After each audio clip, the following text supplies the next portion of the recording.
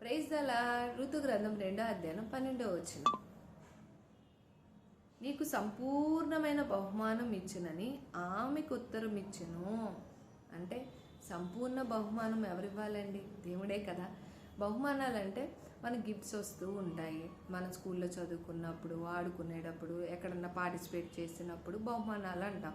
మామూలుగా మనం కూడా బహుమానాలు ఇచ్చుకుంటాం, పుచ్చుకుంటాం.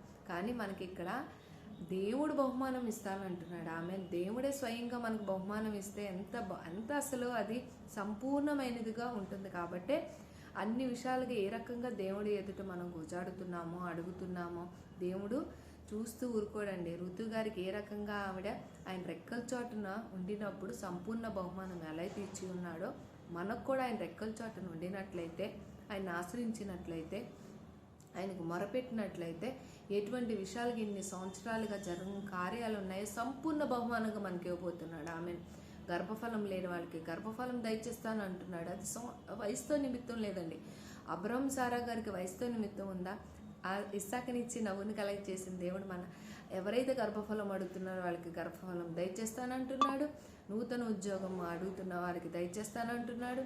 వ్యాపారంలో కూడా నూతనంగా ద్వారం తెరుస్తానంటున్నాడు. అదేవిధంగా ఎక్కడ ఎటువంటి విషయాలుగా మనం దేవుణ్ణి అడుగుతున్నామో నూతన గృహంలోకి, నూతన వ్యాపారంలోకి, నూతన వాహనం అన్నీ మనకి బహుమానంగా ఇవ్వబోతున్నాడు. ఆమె ఈ వాక్యం ప్రకారం ఎటువంటి విషయాలుగా నాయన తండ్రి మాకు సంపూర్ణమైన బహుమానం నువ్వు ఇచ్చినదైతే మాకు అది ఎన్నటికీ ఎవ్వరూ నాయన తండ్రి తీసివేయలేరు. అటువంటి బహుమానం మా అందరికీ దయచేయమని యేసుక్రీస్తు అతి పరిశుద్ధ నామములో నాయన తండ్రి గర్భఫలం లేని వారికి గర్భఫలం కలుగును గాక. నాయన తండ్రి నూతన ఉద్యోగం లేని వారికి నాయన తండ్రి నూతన ఉద్యోగం దయచేయబడును గాక. ప్రమోషన్ నాయన ఎవరైతే ఎదురు చూస్తున్నారో వాళ్ళకి ప్రమోషన్ నాయన తండ్రి వాళ్ళకి సంపూర్ణంగా నాయన నడిపించబడును గాక. అదేవిధంగా నూతన గృహం వారికి దయచేయబడును గాక. నూతన వ్యాపారంలో కూడా నువ్వే నాయన తండ్రి బహుమానంగా దయచేసి వాళ్ళకి నాయన నువ్వే నూతన మార్గం తెరవబడును గాక.